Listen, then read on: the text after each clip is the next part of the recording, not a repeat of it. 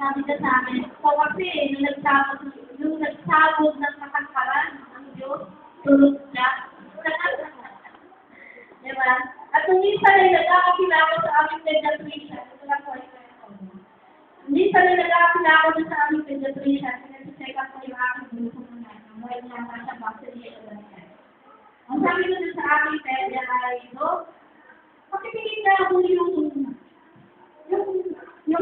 sa aking anak ko. Hindi ko sa extra blood niya.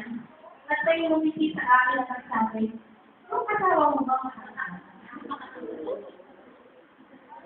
Diba? So, alam niyo po ba yung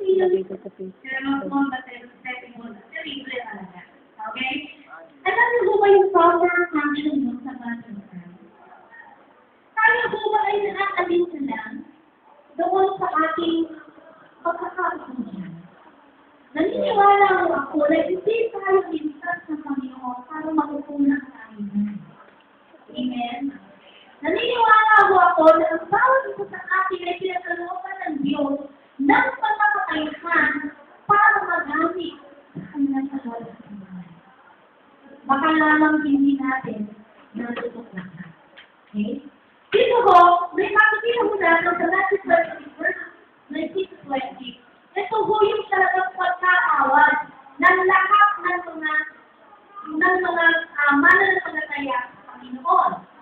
Makikita mo natin dito that we are all commissioned to go